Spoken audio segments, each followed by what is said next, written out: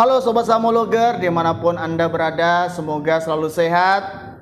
Ya, siapa sih yang nggak mau financial freedom? Ngacung, angkat tangan. Pasti semua orang ingin financial freedom, kan?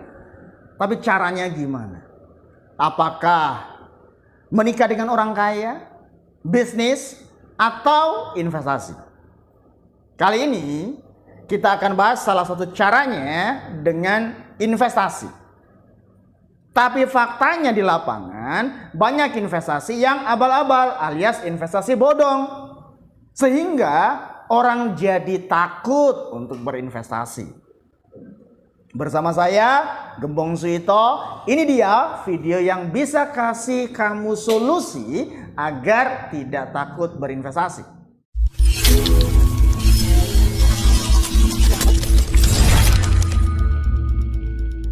Ada dua fakta yang ingin kita sampaikan. Pertama, data OJK per Juni 2023, ternyata jumlah dana pihak ketiga atau DPK berupa tabungan dan deposito itu tumbuh 6,4%. Jadi 7.799 triliun. Artinya setara dengan 2 kali APBN Indonesia yang 3.000 triliun. Wow. Ya. Sekarang kalau kamu di bank penempatannya dapat apa? Sedangkan inflasi di Indonesia itu berada di angka 4%. Fakta kedua, berdasarkan data OJK sejak 2017 hingga 2023, total kerugian investasi bodong itu sudah mencapai 139 triliun. Bagaimana kalau 10 tahun lebih dari 200 triliun?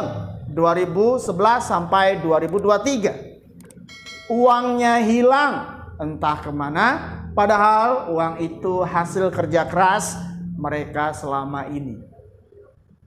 Namun ada kabar baik tentunya. Ya, data KSE per Juli 2023, jumlah investor pasar modal itu sudah mencapai 11,4 juta SID.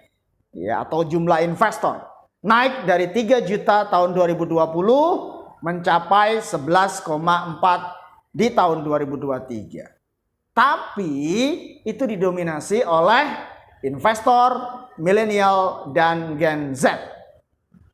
Yang kita tahu, tipikal kebanyakan generasi mereka itu lebih suka ya yang cepat, returnnya tinggi, resikonya rendah dan cepat, instan dalam waktu singkat. Ya, akhirnya nggak sedikit yang hancur dalam sekejap karena investasinya yang tidak terarah dan tanpa ilmu. Banyak di luar sana para influencer keuangan pamer portofolio investasi yang ratusan persen bahkan ribuan persen, seolah-olah mereka memperolehnya dengan mudah dan instan. Karena followernya mungkin kurang ngerti literasi keuangan, cara investasi yang benar, dan efek dari FOMO, fear out missing out. Kalau influencer itu bisa, kenapa saya enggak? Pasti bisa. Mereka langsung beli padahal tidak tahu prospek investasinya, ya, duitnya akhirnya nyangkut dan nggak tahu nasibnya gimana seperti sekarang. Dan banyak viral. Yang paralelnya lagi, kasus kemarin yang sempat viral. Ada mahasiswa yang kelilit hutang ya karena rugi investasi dan endingnya terjebak pembunuhan, pelaku pembunuhan. Ya, ternyata investasinya tuh ngeri banget kalau nggak ngerti. Solusinya apa agar investasi itu menguntungkan dan aman? Bagaimana caranya? Ini dia 5 tips investasi dari Sahamologi. Yang pertama, tahu tujuan investasinya. Dengan menggunakan konsep sederhana saja. SMART. Tujuan itu harus SMART. Specific, measure, achievable, time bound. Contoh sederhananya, teman-teman. Saya berinvestasi untuk beli rumah. Rumahnya harganya 1 miliar. Ya, rumah tersebut planningnya 5 tahun lagi. Lantas berapa yang harus saya investasikan?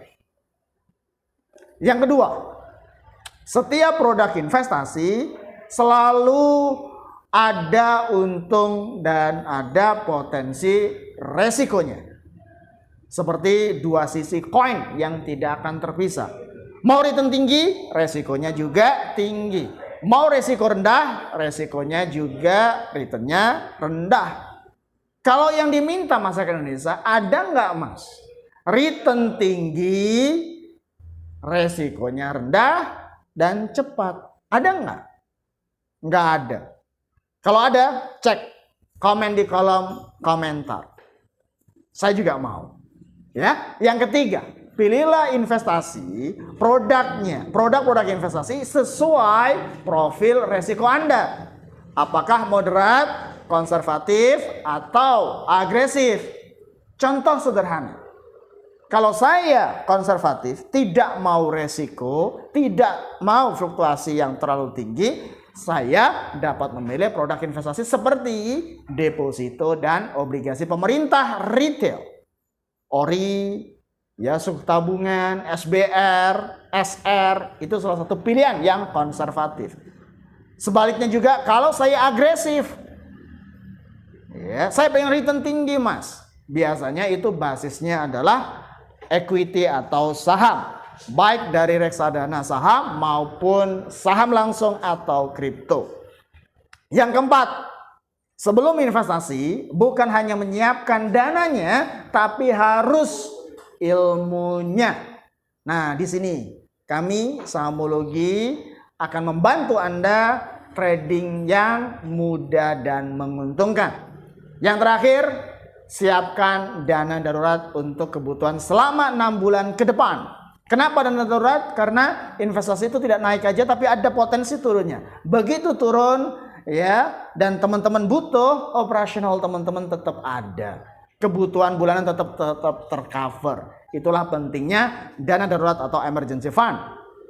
Kalau kamu mau bahas instrumen investasi apa yang cocok, ya, coba request di kolom komentar di bawah ini. Kami akan bahas satu persatu detailnya. Dan jangan lupa subscribe channel ini agar kamu tidak ketinggalan ilmu-ilmu praktikal selanjutnya.